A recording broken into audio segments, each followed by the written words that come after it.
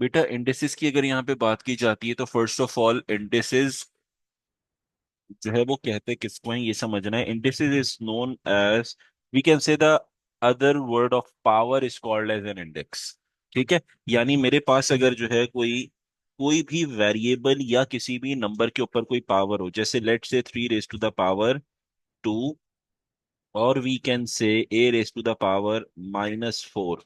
अब यहाँ पे जो आपके पास ये दो पावर्स हैं, 2 and -4, these are individually known as index. ये क्या कहलाती हैं? इंडेक्स कहलाती हैं। ये भी इंडेक्स हो गई। This one is also known as an index. ये आपके पास इंडेक्स हो गया। ठीक है, अब इसी तरीके से आपके पास अगर किसी वेरिएबल के साथ या किसी नंबर के साथ मेरे पास जो है वो दो या तीन वेरिएबल्स एक साथ आपस में मल्टीप्लाई हो रहे हो, या किसी नंबर के साथ वेरिएबल मल्टीप्लाई हो रहा हो और साथ में इंडेक्स आपके पास हो, ठीक है, तो वो मेरे पास पर्टिकुलरली क्या कहलाता है? Indices, plural form. सही है। और ये जो आपके पास टर्म है, ये जो आपके पास दो चीजें होती हैं जो आपके पास है, जो 3 और A लिखा हुआ है, these are known as basis. ये क्या कहलाती हैं? बेस। ठीक है, तो हमारे पास यहाँ पे बेसिकली होता ये है whenever we talk about indices, तो आपके पास दो चीजें होती हैं, एक होता है बेस और एक आपके पास क्या होता है? इंडेक्स, जिसे हम पावर कहते हैं। यहाँ पे इसके अंदर हम जो है वो रूल्स, कुछ रूल्स होते हैं जो हम अप्लाई करते हैं, और इन रूल्स के अंदर हम जो है वो सीखते हैं कि अगर हमारे पास बेसिस सेम हो तो हमारे पास क्या प्रोसीजर होगा फर्दर सिंप्लीफिकेशन का। अगर मेरे पास बेसिस डिफरेंट हो तो मेरे पास फर्दर सिंप्लीफिकेशन सिंप्लीफिकेशन का क्या प्रोसीजर होगा। सिमिलरली अगर मेरे पास यहाँ पे जो है वो इंडेक्स सेम हो तो क्या प्रोसीजर होगा, और अगर इंडेक्स डिफरेंट हो तो क्या प्रोसीजर होगा। सही है, तो लेट से स्टार्ट करते हैं। आपके पास सबसे पहले रूल नंबर 1। रूल नंबर 1 बेटा आपसे ये कहता है, if the basis are same, अगर मेरे पास बेसिस सेम है और इंडेक्स यानी पावर्स आपस में डिफरेंट है, यानी A raise to the power M और A raise to the power N। यहाँ पे बेसिस आपके पास सेम है लेकिन इंडेक्स मेरे पास डिफरेंट है और दोनों टर्म्स मल्टीप्लाई हो रही हैं, तो आपका जो आंसर आएगा, you can also write them in the form of single base. एक बेस की फॉर्म में उसे लिख सकते हो और दोनों की दोनों जो पावर्स हैं वो आखिर में क्या हो जाएंगी? ऐड अप हो जाएंगी। सही है। सिमिलरली अगर मेरे पास यहाँ पर A raise to the power M है multiply by A raise to the power -N है, तो ये किस तरीके से लिखा जाएगा? ये आ जाएगा बेटा आपके पास A, और आपके पास दोनों पावर्स ऐड होंगी तो प्लस इनटू -N हो जाएगा, जिसकी वजह से बनेगा A। और ये दो प्लस माइनस माइनस हो जाएगा क्योंकि बीच में ब्रैकेट है और ब्रैकेट मल्टीप्लिकेशन को शो करता है। ठीक है, सो it will B plus minus minus, और आंसर आपके पास आएगा A power M-N will be the answer. ठीक है बेटा। सिमिलरली अगर आपसे यहाँ पे बात की जाती है रूल नंबर 3 की, अच्छा बेसिकली फर्स्ट और सेकंड रूल एक ही रूल कहलाता है। मैं इंडिविजुअल इसलिए शो कर रहा हूँ क्योंकि कुछ स्टूडेंट्स कंफ्यूज हो जाते हैं, अगर उनके पास जो है वो लेट से नेगेटिव साइन आ जाए तो उन्हें समझ नहीं आता मैंने क्या काम करना है, तो इससे मैं सेपरेट रूल कंसिडर कर रहा हूँ। Otherwise these two rules are to be considered as the single rule. ठीक है, अब हमारे पास यहाँ पर नेक्स्ट रूल की बात करते हैं। नेक्स्ट रूल आपके पास है रूल नंबर 3। रूल नंबर 3 ये कहता है कि अगर दो बेसिस सेम है लेकिन दोनों की पावर्स इंडेक्स डिफरेंट है और दोनों टर्म्स डिवीजन फॉर्म में मेरे पास हैं, सो आप क्या करोगे? ए एक दफा लिखोगे, जो बेस सेम है वो लिखोगे, और जो डिनोमिनेटर की पावर है उसका साइन चेंज करके ऊपर ऊपर वाली पावर के साथ उसे सिंप्लीफाई करोगे। यानी अगर मेरे पास ऊपर पावर M है तो आपने M लिख दिया, डिनोमिनेटर में मेरे पास यहाँ पे क्या है बेटा? पॉजिटिव है, प्लस है। अगर यहाँ प्लस है तो जब ये मेरे पास ऊपर जाएगा तो अपना साइन चेंज करेगा and it will become minus, तो यहाँ पे ये हो जाएगा -N। ये मेरे पास जो है वो आंसर आ जाएगा। सही है। अब इसी के अंदर इसी का रूल है ये कि अगर लेट से कि मेरे पास A raise to the power M divided by A raise to the power -N होता, तो फिर मैं यहाँ पे क्या कर रहा होता? नेगेटिव N था मेरे पास डिनोमिनेटर में, जब ये न्यूमरेटर में जाएगा तो क्या हो जाएगा? अपना साइन को चेंज करेगा and it will be A raise to the power m plus n will be the answer, right. अच्छा, अब आपके पास बात करते हैं लेट से फिफ्थ वन। सही है। अब इसके अंदर हमारे पास क्या हो रहा है, फॉर एग्जाम्पल मैं कहता हूं मेरे पास एक बेस है और उसके ऊपर पावर m है। अब उसके, ये जो आपके पास एक टर्म है a raise to the power m, उसके ऊपर भी मेरे पास एक और इंडेक्स है जो है n। सही है, यानी a raise to the power m, m is already a term, is already a power, और n भी उसके ऊपर एक पावर है जो होल टर्म के ऊपर अप्लाई हो रही है। तो जब भी पावर इनटू पावर सिनेरियो आपके पास होता है तो आप क्या करते हो, दोनों पावर्स को आपस में मल्टीप्लाई करते हो। So it will be A raise to the power m multiply by n will be the answer. क्या आंसर होगा, a raise to the power m multiply by n. गलती से भी इसको ऐड या सब्ट्रैक्ट नहीं करना, मल्टीप्लीकेशन होती है जब पावर के ऊपर पावर अप्लाई की जा रही होती है। ठीक है बेटा। उसके बाद हमारे पास एक रूल होता है कि अगर लेट से मैं कहता हूं ए रेस टू द पावर 0 है, या को एक ही जगह अब हम जो है वो वेरिएबल नहीं लेते, कोई नंबर ले लेते हैं। सही है, लेट से 100 रेस टू द पावर 0, या अगर वेरिएबल है तो for example C raise to the power 0। तो मतलब यह है कि अगर मेरे पास कोई भी नंबर या कोई भी वेरिएबल हो और उसकी पावर 0 हो, तो कितना भी बड़ा नंबर हो या वेरिएबल कोई भी और पावर में अगर 0 है, तो आंसर हमेशा उसका बेटा 1 होता है। इसमें कंफ्यूज नहीं होना, हमेशा उसका आंसर आपके पास क्या हो जाएगा, 1 आपके पास होगा। ठीक है।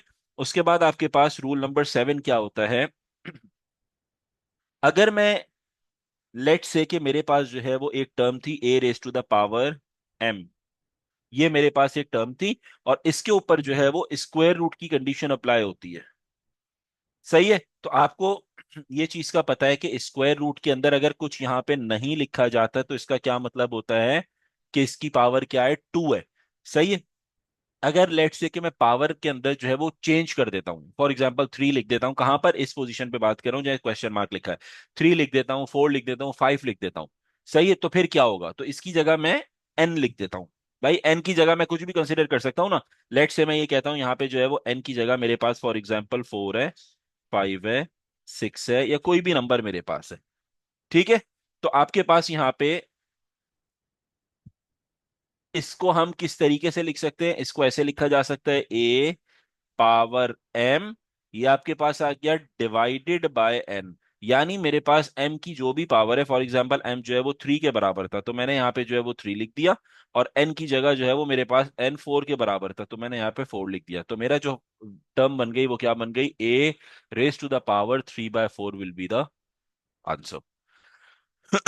ये बहुत इंपॉर्टेंट है क्योंकि जब भी आपके पास 3 4 टर्म्स मल्टीप्लिकेशन में होती हैं, तो फिर आपको इंडाइसिस के रूल्स जो है वो अच्छे तरीके से समझ आने चाहिए कि हम उसे किस तरीके से जो है वो अप्लाई करते हैं, क्योंकि एक माइनर मिस्टेक आपकी जो है वो इंडेक्स से पूरे क्वेश्चन का आंसर गलत दे देगी वो। ठीक है बेटा। अब आते हैं नेक्स्ट रूल के ऊपर। नेक्स्ट रूल आपके पास क्या कहता है कि अगर लेट से मेरे पास जो है वो बेसिस डिफरेंट हो जाएं और पावर सेम हो जाएं, यानी कहने का मकसद है कि मैं लिखूं a raise to the power m multiply by b raise to the power m।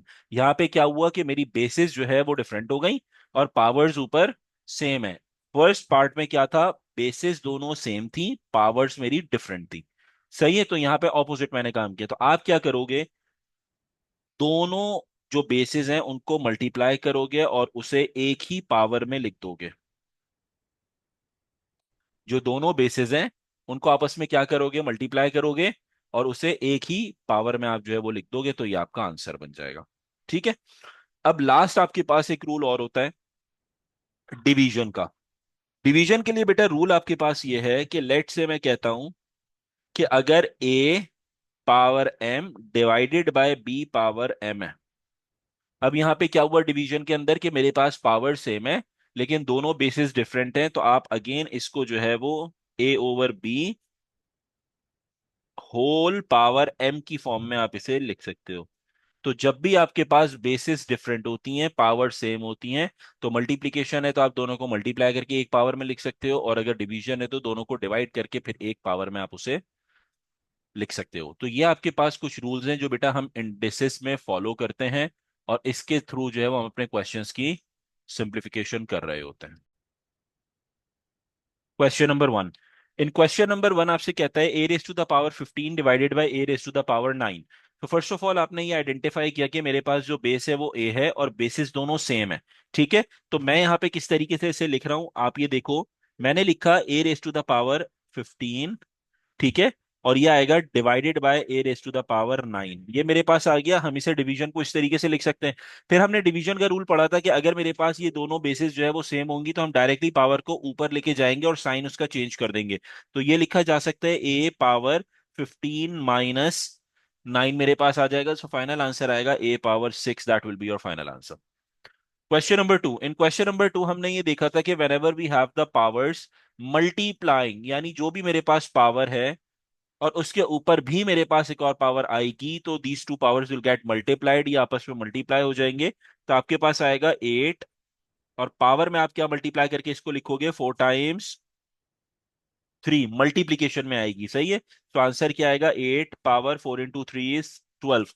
अब क्योंकि ये मेरे पास बहुत बड़ी पावर है, and in paper 2 IGCSE and O levels, in paper 1 calculator is not allowed, calculator आपको अलाउ नहीं है, तो you have to leave your answer in this form. अब आप इसे यूं मल्टीप्लाई करने नहीं बैठ जाना बेटा गलती से भी, वरना आधा घंटा तो सिर्फ मल्टीप्लिकेशन में ही ले जाओगे। सही है, when ever you have the power जिसके अंदर मेरे पास कोई ऐसा नंबर है जैसे 5 है 6 है 7 है और उसकी पावर जो है मोर देन 5 है या मोर देन 6 है, तो उसे सिंप्लीफाई करने नहीं बैठ जाना, उसे आप जो है वो इसी फॉर्म में आंसर को ड्रॉप कर सकते हो। हाँ, अगर ऐसा मेरे पास होता है कि 8 raise to the power 2 8 raise to the power 3 मेरे पास लेट से आंसर होता, या 8 रेस टू द पावर 4 भी होता, चलो हम उसे सिंप्लीफाई कर सकते थे। लेकिन 8 raise to the power 12 is quite a bigger term, तो आप इसे जो है फिर नहीं छेड़ोगे, you have to write down in the form of index. ठीक है। नाउ क्वेश्चन नंबर 3 कहता है बेटा पावर्स मेरे पास डिफरेंट हैं लेकिन बेसिस मेरे पास सेम है and the terms are multiplying. What does that mean? इसका मतलब ये है कि when the basis are same and the index are different और टर्म्स मल्टीप्लाई हो रही हो तो हमने पावर्स को ऐड करना होता है। तो 5 पावर 2 + 4 विच इज इक्वल्स 6, तो मेरे पास जो है वो 5 raise to the power 6 will be the answer. Now the next one is, अब नेक्स्ट क्वेश्चन में भी सेम टेक्निक अप्लाई हो रही है क्योंकि तीनों की तीनों टर्म्स आपस में क्या हो रही है, मल्टीप्लाई हो रही हैं, और तीनों की बेसिस जो है वो क्या है, सेम है। जब तीनों की बेसिस मेरे पास सेम होती हैं तो हम पावर्स को क्या करते हैं, आपस में ऐड कर लेते हैं। So you can write it like this, 9 power 2 + 4 - 3। अब इसमें कंफ्यूज नहीं होना, ये ऑलरेडी हम जो है वो डिस्कस बिगिनिंग में डिस्कस कर चुके हैं कि अगर यहाँ मेरे पास जो है वो साइन नेगेटिव का होता है तो हम उसे -3 लिख सकते हैं। सही है, तो अब मैं अगर इसे फर्दर सिंप्लीफाई करता हूं तो ये आपके पास क्या हो जाएगा, 4 + 2 that is 6 -3 and final answer is 9 raise to the power 3। अब चाहो तो आप इसको जो है वो उस फॉर्म में लिख सकते हो कि 9 × 9 = 81 and 81 multiply by 9 will give you the answer. सही है, तो आप नंबर की फॉर्म में भी लिख सकते हो, otherwise you can leave your answer in the form of index as well. लेकिन अप्रोप्रिएट वे जो होता है वो ये होता है कि आप जो है वो इतने छोटे नंबर को आप नंबर की फॉर्म में लिख सकते हो। तो इसका जो आपके पास फाइनल आंसर आएगा that is 9 raise to the power 3। इसका मतलब क्या है कि 3 दफा 9 आपस में क्या हो रहे हैं, मल्टीप्लाई हो रहे हैं। So that is equal to 729 will be the answer आपके पास हो जाएगा। सो यहाँ पे इसे थोड़ी सी जगह बना लेते हैं। लेट्स से यहाँ पे आ जाएगा 729 full answer. That will be your answer, right? Now, if we discuss the next question, question number 5। Question number 5 में बेटा आपसे क्या कहता है, R23 divided by R³ and then 5 power 5, यानी मेरे पास यहाँ पे जो है फर्स्ट ऑफ ऑल आप इंडेक्स रूल अप्लाई करोगे पावर इनटू पावर मल्टीप्लीकेशन का, so it will become 5 × 3 which is equals to 15। गलती से भी इन दोनों को बार बार कह रहा हूं बेटा ऐड और सब्ट्रैक्ट नहीं कर लेना, पावर इनटू पावर मल्टीप्लाई करेंगे which will give you answer 15। तो ये मेरे पास जो आ जाएगा दैट इज R23, सही है, डिवाइडेड बाय R15, राइट। ये मेरे पास आ गया। और हमने एक रूल ये देखा था कि जब डिवीजन आपके पास हो रहा होता है तो ये सिनेरियो होगा जो आपके पास फर्स्ट वाला था।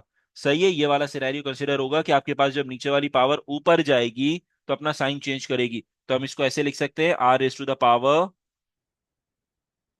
R⁻³ divided by R⁻15। 15 denominator में जब अपना साइन चेंज करेगी तो ऊपर जाके नेगेटिव हो जाएगा, तो 23 - 15 विल गिव यू आंसर 8। तो R⁻8 will be your answer, ये आपका आंसर हो जाएगा 6। क्वेश्चन नंबर 6 में बेटा आपसे कहता है W power 9 times W power 2 divided by W power 5 times W power 3। So first of all आपने क्या करना है यहां पर, न्यूमरेटर के अंदर, न्यूमरेटर के अंदर आपने जो है वो सिंप्लीफिकेशन करनी है and make it a single term. Similarly denominator में आपने जो है वो सिंप्लीफिकेशन करनी है and make it a single term. Numerator में इंडिविजुअली जरा अप्लाई करो इंडेक्स का रूल। फर्स्ट रूल क्या कहता है, जब दोनों मेरे पास जो है वो बेसिस सेम होती हैं, पावर्स विल गेट एडेड। तो मेरे पास ये हो जाएगा W9 + 2 विल बी 11, ये मेरे पास 11 हो गया, सही है। डिवाइडेड बाय, सिमिलरली डिनोमिनेटर में भी जब बेसिस आपके पास सेम होती हैं, पावर्स ऐड हो जाएंगी, 5 + 3 विच इज इक्वल्स टू 8, तो सो W पावर 8 आपके पास हो गया। अब सिंगल टर्म बन गई, now you can use the division rule. अब डिवीजन रूल में क्या है, बेसिस सेम है, 8 मेरे पास डिनोमिनेटर में पॉजिटिव 8 है, जब ये ऊपर जाएगा ऊपर वाली पावर के साथ, तो इट विल बी नेगेटिव, ये अपने साइन को चेंज करेगा, तो ये मेरे पास हो जाएगा W पावर 11 -8, ये मेरे पास हो गया, सही है। तो 11 - 8 करेंगे बेटा तो आंसर आपके पास 3 आ जाएगा। सो फाइनल आंसर है W³ W power 3 will be your final answer, right. Question number 7, question number 7 में आपसे कहता है बेटा G⁵ टाइम्स G⁵ अब देखो इसके अंदर जो स्टूडेंट मिस्टेक करते हैं वो क्या करते हैं, सबसे पहले 5 × 3 15 करेंगे और 3 × 2 6 करेंगे। देखो इजीएस्ट वे और सही तरीका जो है वो ये होता है कि first of all you have to solve the bracket, आपने ब्रैकेट सॉल्व करना है और फिर आपने जो है वो outside of the bracket working करनी होती है, सही है। तो अगर मैं यहाँ पे ब्रैकेट को फर्दर सिंप्लीफाई करता हूं तो ये क्या हो जाएगा, बेसिस दोनों की सेम है न्यूमरेटर के अंदर, we can add the power, so 5 + 2 which is equals to 7, ये मेरे पास 7 बन गया, और होल पावर अब इसकी जो है वो 3 है मेरे पास, ठीक है। डिवाइडेड बाय डिनोमिनेटर में भी जो रूल आपके पास है वो क्या है, बेसिस सेम है, पावर्स ऐड हो जाएंगी, सो 10 + 4 विच इज इक्वल्स टू 14, ये मेरे पास 14 हो जाएगा। अब आपके पास क्या होगा, न्यूमरेटर को आप फर्दर जो है एक और इंडेक्स का रूल लगेगा, पावर इंटू पावर का रूल अप्लाई होगा, which will give you 7 × 3 = 21, multiplication होगी, सो 21 डिवाइडेड बाय G14। अब डिवीजन का रूल इंडेक्स का अप्लाई करेंगे, 14 मेरे पास पॉजिटिव 14 डिवीजन में था, जब ये न्यूमरेटर में जाएगा तो अपने साइन को चेंज कर देगा, ठीक है। +14 था, न्यूमरेटर में पावर के साथ -14 हो जाएगा, सो इट विल बी 21 - 14, ये आपके पास हो गया, सही है। अब ये मेरे पास आंसर आ गया, तो 21 - 14 आपको पता है सबको, दैट विल गिव यू 7, तो मेरे पास ये जो है वो 7 आ जाएगा। तो हम यहाँ पे लिख देंगे अपने आंसर को, G⁵ is your final answer, right. Now the next one, question number 8। Question number 8 के अंदर आप जो है वो सबसे पहले किस तरीके से लिखते हो इसको, ये एक ऐसी टर्म है, ये इस फॉर्म में लिखी हुई है जिसमें स्टूडेंट सबसे पहले कंफ्यूज होता है कि डिवीजन करें, मल्टीप्लीकेशन करें या क्या करें।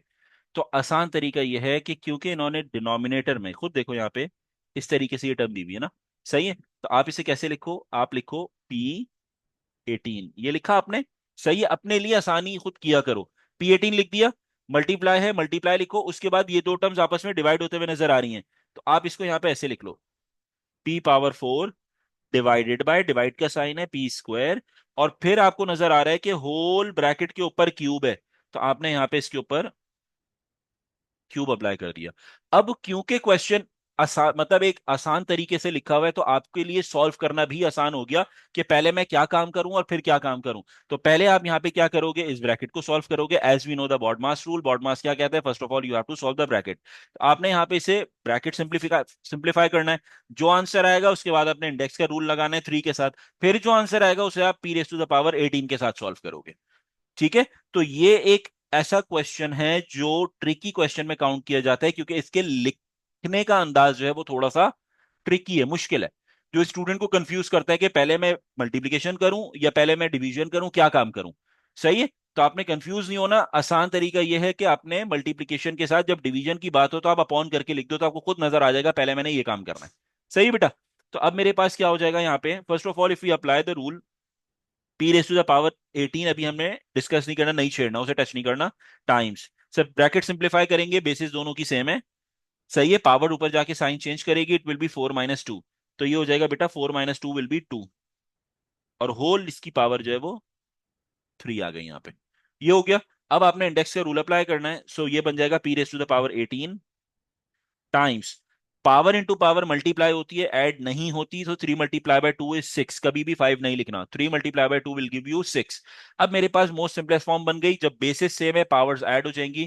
तो आपने क्या करना है, 18 + 6 करना है, which will give you answer 24। सो मेरा जो फाइनल आंसर आएगा that is p⁻² 24 will be my final answer. In question number 9 it says x⁻6 divide by 27 और होल पावर 1/3 है। देखो, ये वो टाइप का क्वेश्चन है जब हमने देखा था कि जब मेरे पास दोनों बेसिस डिफरेंट होंगी, क्योंकि देखो एक जगह बेस आपके पास क्या है, x है, और एक जगह आपके पास 27 है। ऑल्दो ये मेरे पास 27 को अभी मैं जो है वो इंडेक्स फॉर्म में लिखूंगा। क्यों लिखूंगा? क्योंकि मैंने जो है वो यहाँ पे अपना इंडाइसिस का रूल अप्लाई करना है, और वो कौन सा रूल है, जब मेरे पास जो है वो बेसिस डिफरेंट होती हैं। तो रूल ये है, x⁻6 तो एज इट इज आएगा, divided by we can write it 3 cube. 3 cube जो होता है वो 27 के बराबर होता है। तो मैंने जो 27 एक होल नंबर था, इसको मैंने किस फॉर्म में लिखा, इंडेक्स के फॉर्म में लिखा, ताकि मैं इंडाइसिस का रूल अप्लाई कर सकूं। तो जब भी आपको यहाँ पे नंबर नजर आए ना, जैसे 27, 25, 64, 16, 49, या कोई भी इस तरीके 256, इस टाइप की जो नंबर जो परफेक्ट क्यूब रूट या परफेक्ट स्क्वायर रूट या जो इस टाइप के नंबर्स हो, तो उसको हमेशा इंडेक्स फॉर्म में लिखना सबसे पहला स्टेप आपका होगा। इंडेक्स फॉर्म में इसको लिखना मोस्ट इंपॉर्टेंट चीज है। तो ये आपके पास जो है वो इंडेक्स फॉर्म है इसकी, ठीक है। अब क्योंकि इंडेक्स फॉर्म में लिख दिया, तो अब आप यहाँ पे अपना जो है वो इंडेक्सेस अप्लाई कर सकते हो, और साथ में इसकी जो पावर चल रही है होल पावर, वो क्या है बेटा, यहाँ पे 1/3 चल रही है।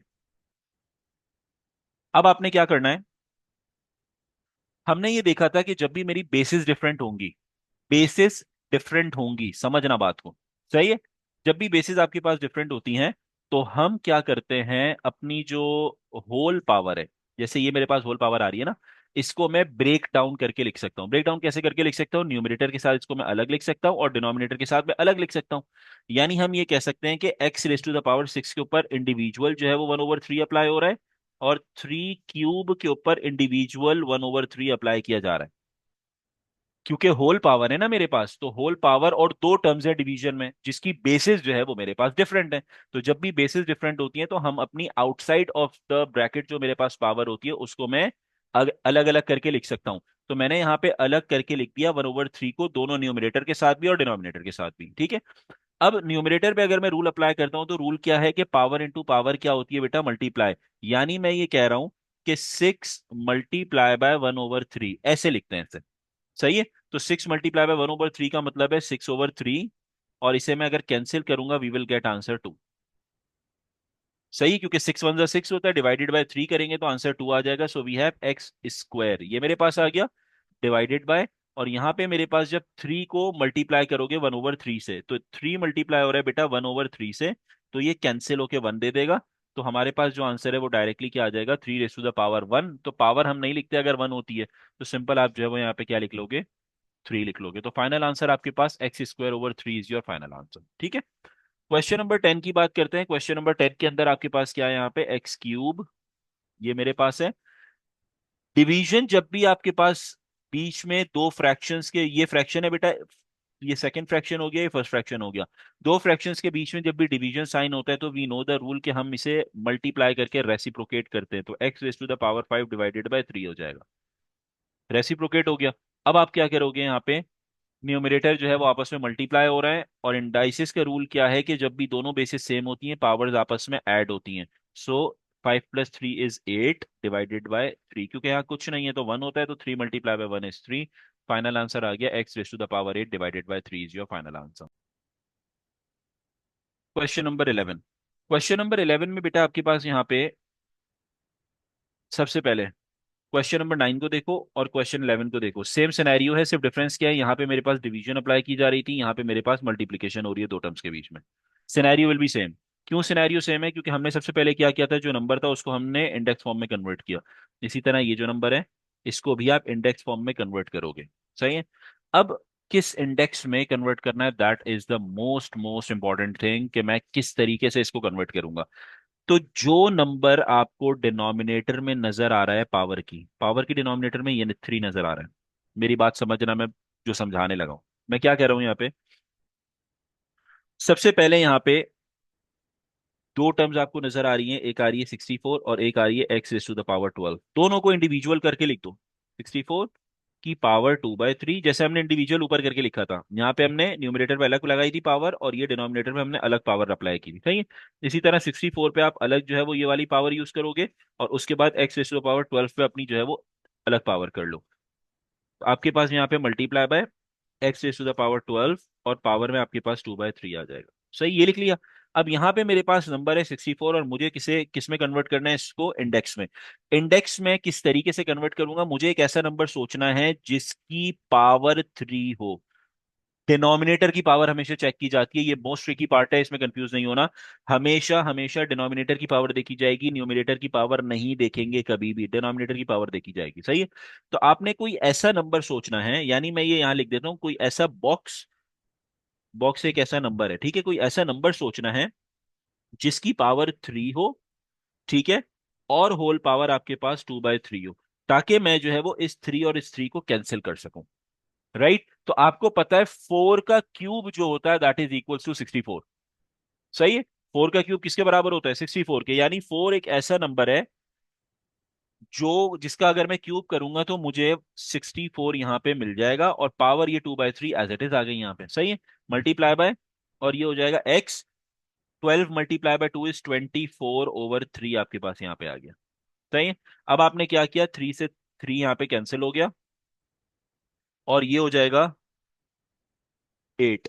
तो फाइनल आंसर क्या आया, 4² टाइम्स x की पावर 8 आपके पास आई। अब फर्दर सिंप्लीफाई करोगे, 4² इज इक्वल्स टू 16।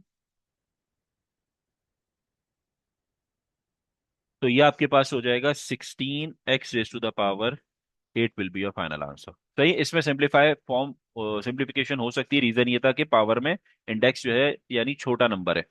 अगर इंडेक्स कोई बहुत बड़ा नंबर होता, 13 14 15 10 9 8 कुछ बड़ा नंबर होता, तो आप इस फॉर्म में भी ड्रॉप कर सकते थे इसको, सही।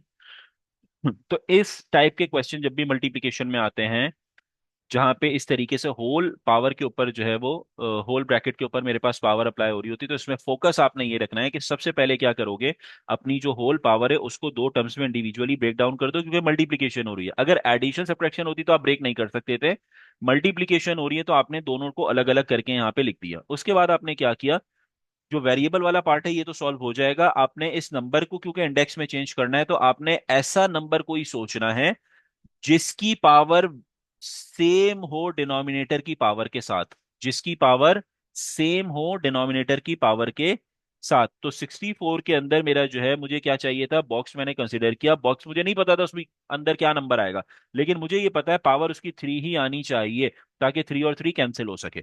ठीक है, तो पता चला कि 4 की पावर जो 3 होती है दैट विल गिव यू 64। सो 3 से 3 कैंसिल हो गया, 4² बच गया, 4² इज इक्वल्स टू 16। तो x 16x⁻8 is your final answer, सही।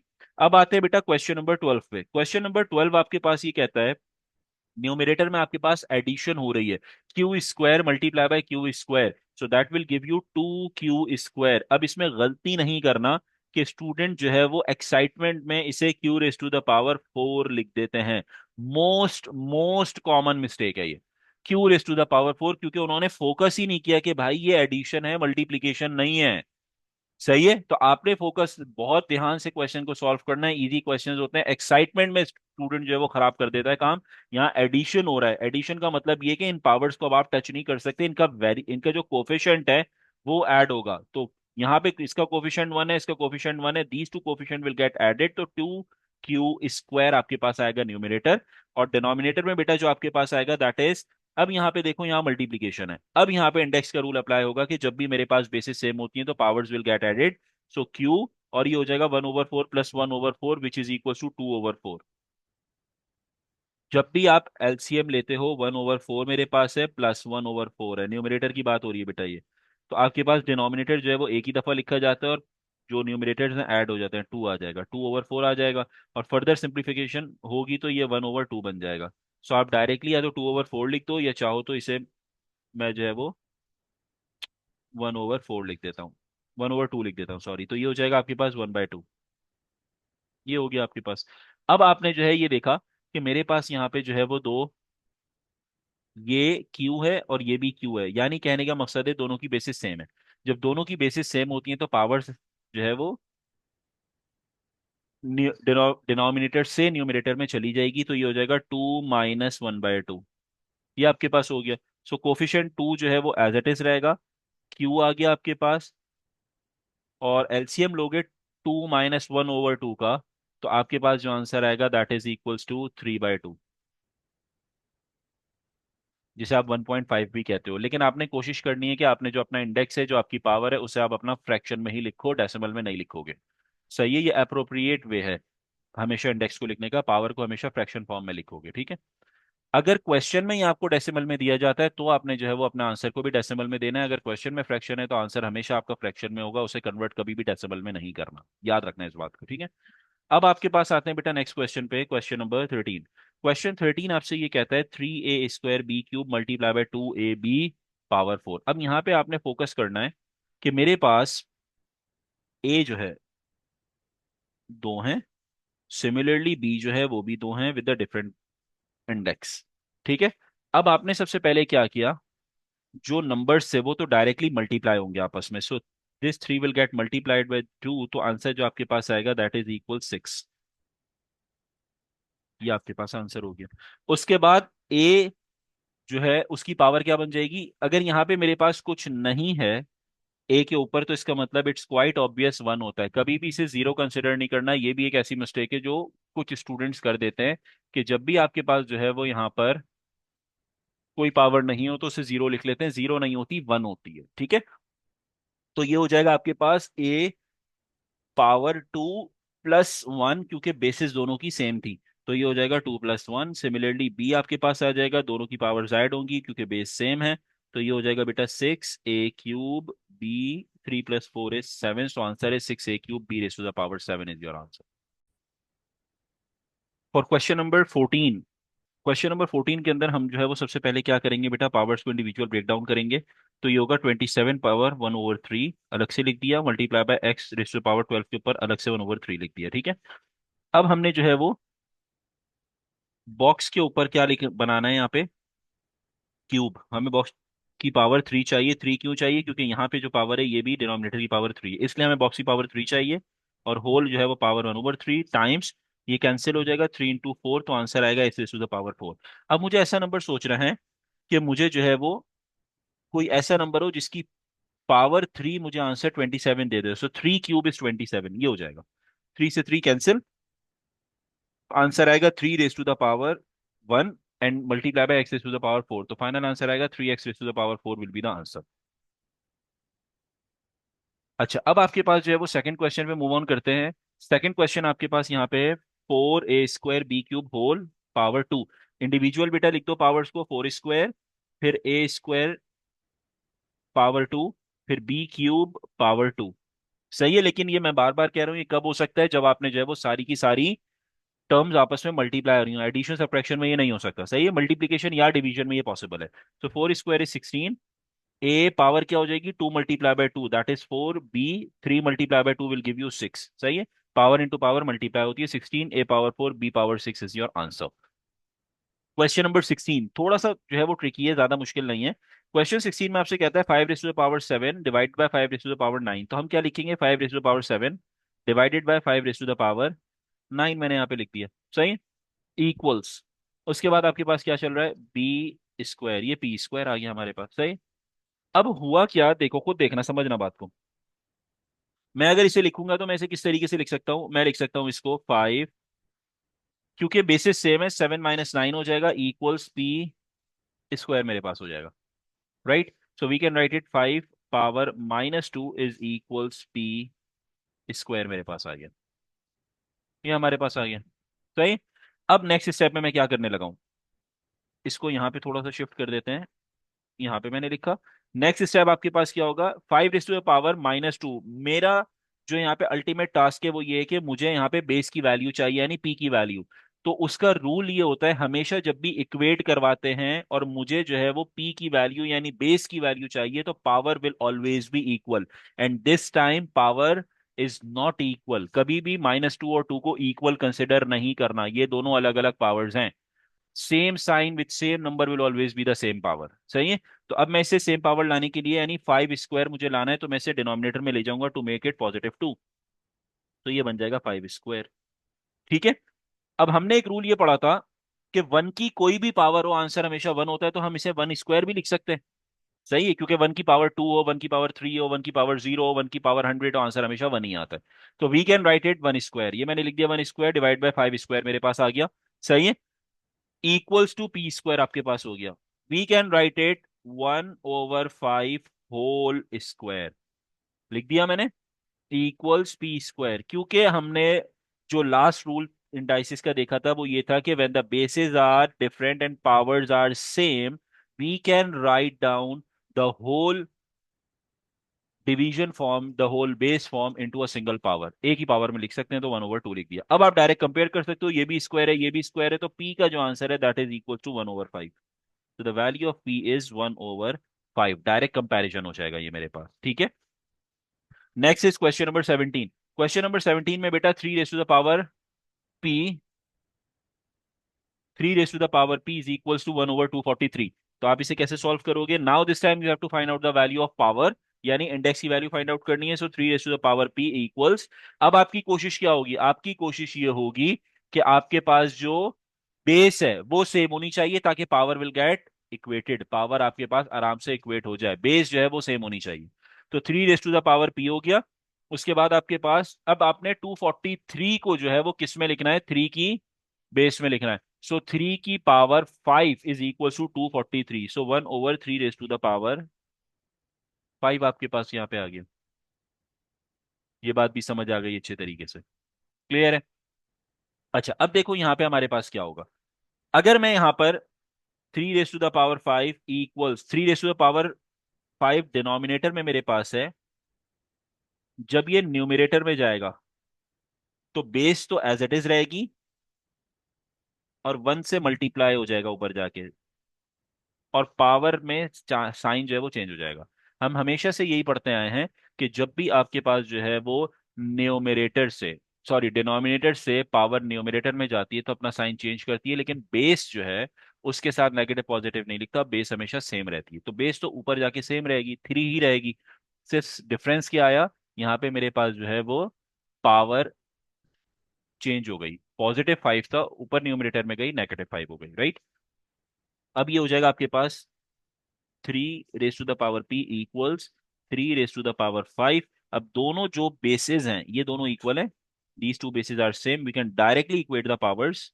तो p का जो आंसर है that is equals to -5। That will be your final answer. यहाँ जो ऊपर क्वेश्चन था इसके अंदर आपने जो देखना था वो क्या देखना था कि आपके पास यहाँ पर पावर्स यानी इंडेक्स जो है वो सेम होने चाहिए, तब आप जो है वो बेसिस को इक्वेट करवाओगे। जो नीचे वाला क्वेश्चन 17 है इसमें आपने देखना है कि बेसिस सेम होनी चाहिए, तब जाके पावर्स जो है वो आपस में इक्वेट होंगी। ठीक है, इसका ध्यान रखना बेटा। ठीक है। Now we have question number 18। Question number 18 में आपसे कहता है 5 raise to the power -3 plus 5 raise to the power -4। सबसे पहले इनकी, क्योंकि बीच में एडिशन साइन है, और एडिशन साइन अब आपके लिए एक प्रॉब्लम क्रिएट कर सकता है, तो आपने सबसे पहले क्या करना है, यहाँ पे इसकी पावर्स को पॉजिटिव करना है। 1/5 लिखोगे plus 1/5 raise to the power 4 equals, ये हो जाएगा k/5 raise to the power 4 मेरे पास आ जाएगा। अब आपको एक चीज का पता है कि हमारे पास जो है जब भी बेसिस सेम होती हैं पावर्स ऐड हो जाती हैं। तो यहाँ पे के 5 रेस टू द पावर 4 है, यहाँ पे 5 रेस टू द पावर 4 है, लेकिन यहाँ 5 रेस टू द पावर 3 है। अगर मैं multiply by 5 raise to the power 1 कर दूं तो बेसिस जब सेम होगी पावर ऐड हो जाएगी। तो मैं एक्स्ट्रा काम यहाँ पे करने लगा हूं, और वो काम क्या है, मैं यहाँ पे डिनोमिनेटर में 5 रेस टू द पावर 1 जो है मल्टीप्लाई करवा रहा हूँ। तो रूल क्या होता है, जो डिवीजन में काम होता है वही मल्टीप्लीकेशन में काम होगा, तो हम यहाँ पे भी 5 raise to the power 1 multiply करवाएंगे लाइक दिस। सही है। अब ये दोनों की दोनों बेसिस क्या थी बेटा? सेम। तो पावर क्या हो जाएगी? 3 + 1 क्या हो जाएगी? ऐड हो जाएगी, बन गई 5 raise to the power 4।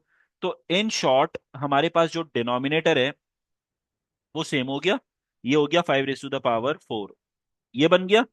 Numerator में क्या आएगा? 5 रेस टू द पावर 1 + 1।